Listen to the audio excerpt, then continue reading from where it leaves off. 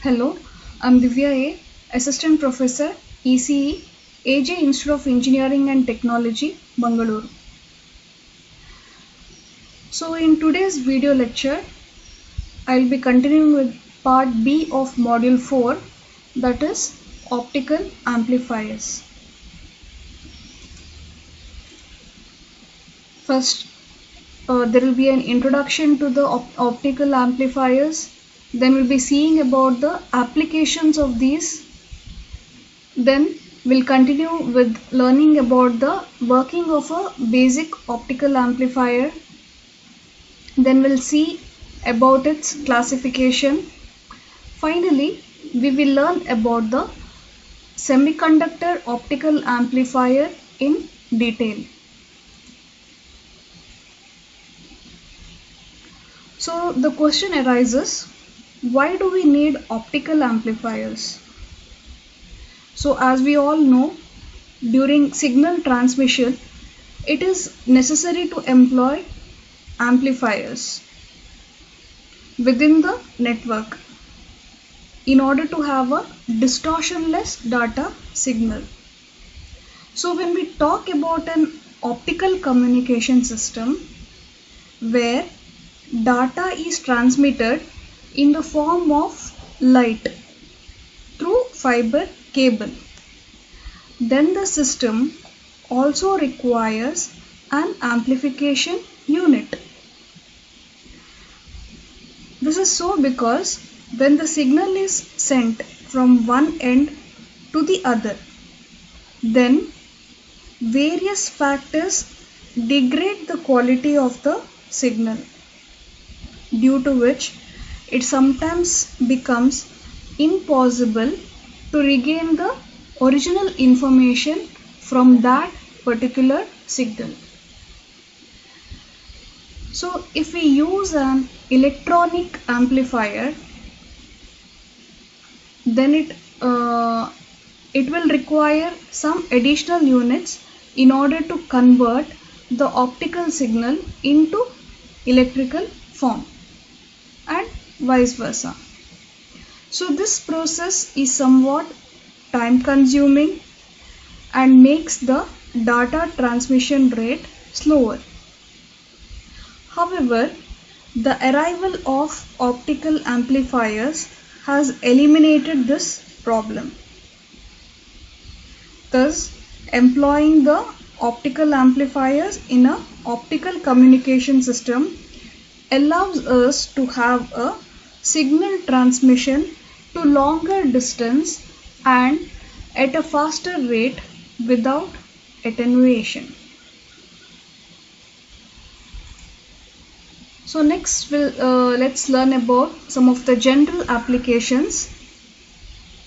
So optical amplifiers, they can be used in three ways between a transmitter and a receiver. That is, in order to achieve desired signal amplification. So first we have the booster or the power amplifier. So the first application as a booster or a power amplifier. So this booster or a power amplifier, as you can notice, it is placed immediately after the transmission unit.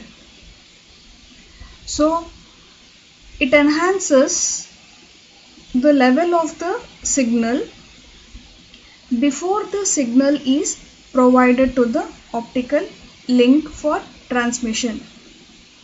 So why this is done? So this is done in order to accomplish long distance transmission. So this is one of the application. So here the signal is enhanced just as soon as it is out from the transmitter. So this is done for in order to be the signal to be sent for at long distance transmission. Now second application is these amplifiers can be used as inline amplifiers. So when we talk about inline amplifier unit, then it is placed at some distance in the fiber. So this is done in order to restore the original message signal from the distorted one. So as it offers a medium gain, then it becomes necessary to place multiple inline amplifiers in the case of long distance transmission. So this is the second application. And a third application is a preamplifier. So a preamplifier is usually placed at the receiving end of the system. So the transmitted signal must be of such level that it can be easily detected by the receiver. But the signal that has transmitted a very long distance gets highly attenuated despite several amplifications during its journey. So this causes difficulty for the receiver to detect the respective signal. So there's a preamplifier that is having a high gain amplifies the signal just before entering the receiver unit.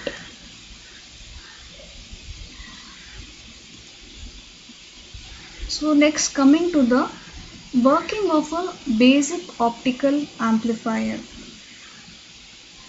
So an optical communication system, as you all know, it basically contains a transmitter, a receiver and a fiber cable that carries the information from one end to the other. However, an additional unit, that is optical amplifier, in between the transmitter and the receiver section is placed in order to boost the signal level. So it is true that a signal when transmitted through the fiber cable experiences least attenuation. That is one of the advantages of using optical fiber as compared to any other medium like a coaxial cable. But still, signal amplification is also required during transmission through fiber cable in order to have long distance transmission. So the figure here, it shows the amplification operation of an optical amplifier. So the electrons that is present in the active medium gets energy from the pump source and gets excited to a higher energy level. So these electrons that are then triggered by the optical signal that causes them to return to a lower energy level. So thus stimulated emission occurs and several photons having same energy is emitted by the excited electrons while returning to the ground state. Hence, an amplified optical signal is achieved. So as we know that optical amplifier utilizes stimulated emission, and for its occurrence population inversion must be created, whose mechanism is that what we studied in laser diodes. So as both the optical amplifier and laser diodes they have a similar structure, but due to the absence of an optical feedback mechanism in optical amplifier, there is no optical feedback mechanism as it was there in the laser operation. Only the applied input signal will be boosted. So thus the optical amplifiers do not have the ability to produce coherent output at its own. So it depends only on the incoming signal.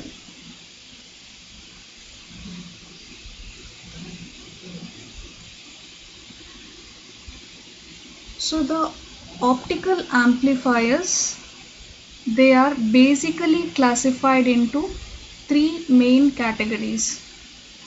So first is the semiconductor optical amplifier. Second is the doped fiber amplifier, and third is the Raman amplifier. So here we'll just see the brief details of all these amplifiers. Later we will be learning each of these amplifiers in detail. So first, speaking about semiconductor optical amplifier, it is abbreviated SOA, and its active medium is composed of alloys of the semiconductor from group 3 and 5. So they have the excellent capability to operate in both O band along with the C band. They offer a rapid gain response of about 1 to 100 per second. Its gain varies with the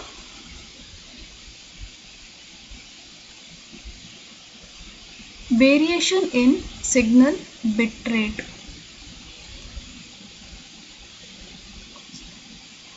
So next is a doped fiber amplifier.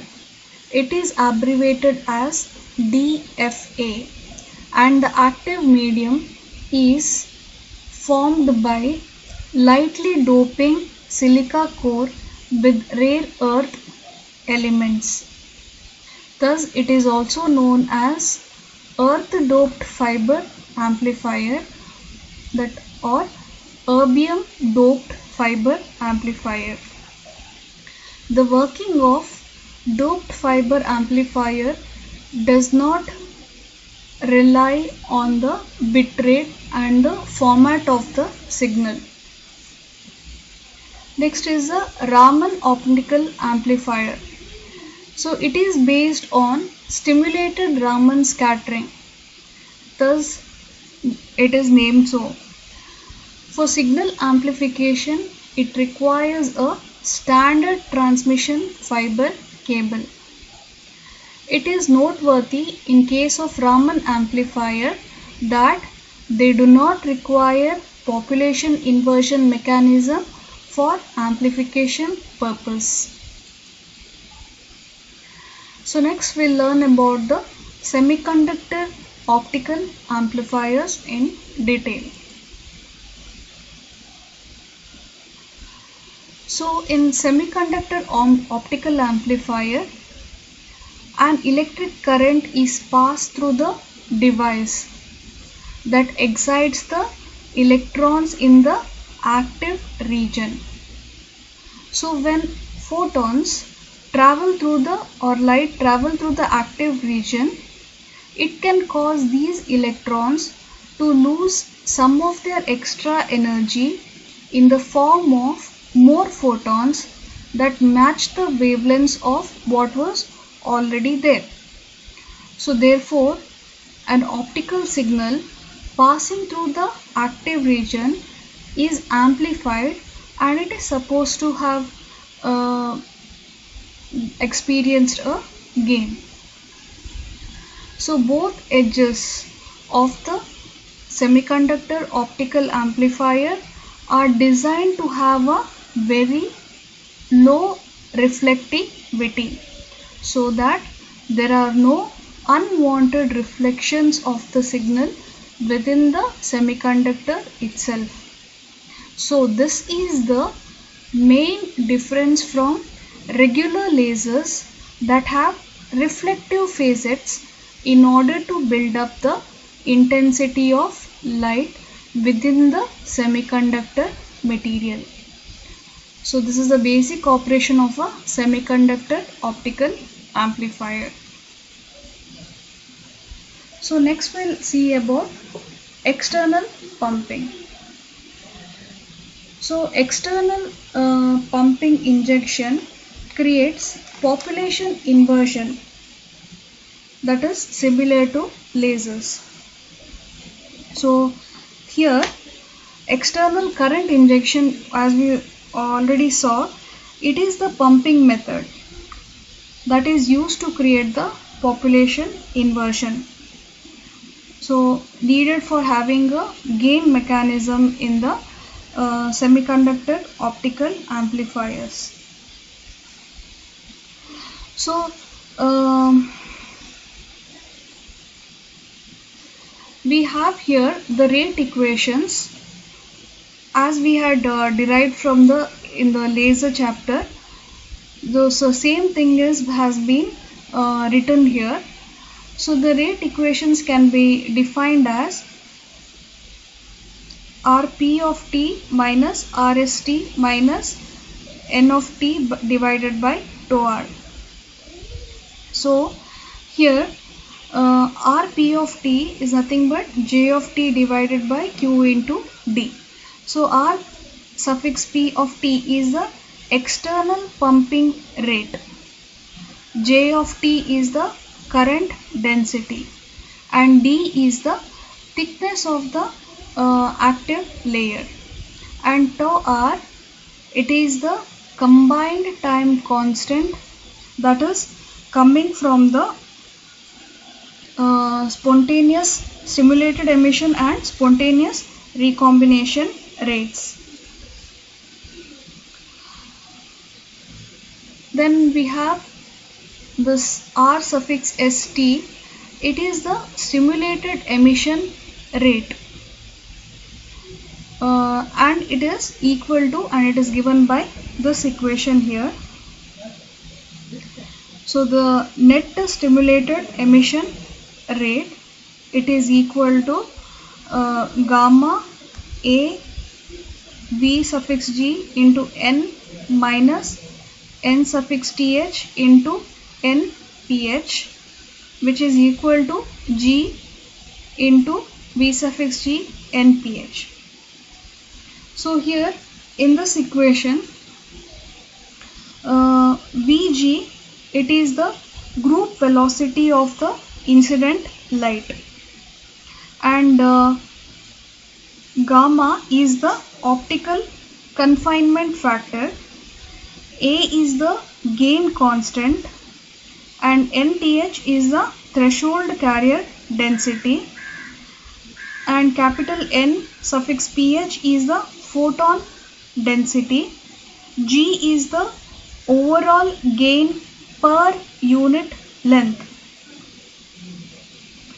And so given that the active area of the optical amplifier, so assuming that it has a width W and a thickness of D, then for an optical amplifier of power given by P of S with photons of energy h nu and group velocity Vg, then the photon density, it is given by NPH is equal to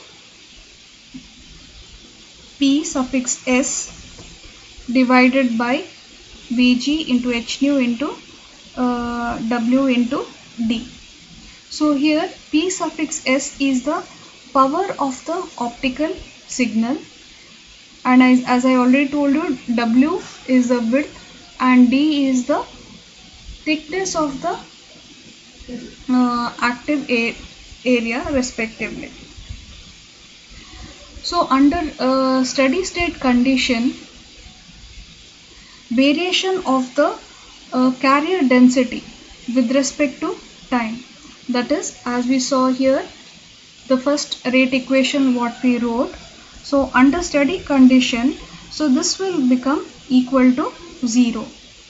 So after writing that, we will get Rp is equal to Rst plus N divided by tau R. So now substituting the equation of Rp, that is Rp equation is J of t divided by Qd, and substituting the equation of Rst, that is we have already written here, Rst is equal to GVG NPH, and after solving we get the equation for G as G0 divided by 1 plus NPH divided by NPH sat. So here G is the steady state gain per unit length, and G0 here stands for medium gain per unit length, and NPH sat, it is the saturation photon density, and it is given by 1 by gamma A Vg into tau R, and G0, so G0 is the zero or small signal gain, or it is also called as the medium gain per unit length in the absence of the signal input. So this is written as gamma into A into tau R into J by Qd minus NTH by tau R. So next, coming to the most important parameter of an optical amplifier, that is the signal gain or amplifier gain, G. So it is defined as the output optical power divided by the input optical power. So we saw in the case of laser, the equation of gain is given by this equation. So where this gamma is the optical confinement factor, and we have here G suffix m, which is the material gain coefficient, and alpha bar is the effective absorption coefficient of the material in the optical path, and L is the amplifier length, G of Z is the overall gain per unit length. So G is increasing with the device length, that is the gain is increasing with the device length. However, the internal gain is limited by the gain saturation. So G is dependent on the optical input intensity. As it increases, the electron hole pair depleted from the active region. So for sufficiently large optical input, there will not be enough electron hole pair to be stimulated. Okay, so G of Z is the overall gain per unit of length. So it depends on the carrier density and signal wavelength. So G of Z can be written as given by this equation, that is G of Z is equal to G0 divided by 1 plus P suffix S of Z divided by P suffix saturation, that is amplification saturation power. So here G of Z, it is the, as I told you, it is a gain parameter, and G naught, it is the unsaturated medium gain per unit of length in the absence of signal input. Then we have here P suffix S in Z, that is the internal signal power at point Z, and this is amplifier saturation power.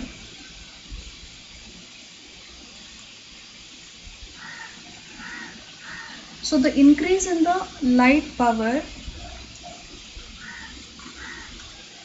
in incremental length of dz can be expressed as dp is equal to g of z p of z into dz. So which can show that, but that is after substituting the equation of g of z from the previous slide into this equation and rearranging the terms, we get this equation over here. So after this, now integrating this with respect to z is equal to 0 to z is equal to L, so we will get the equation G is equal to 1 plus P sat divided by P in ln of G naught by G. So where G naught is equal to exponential of G naught into L is the single pass gain in the absence of the light.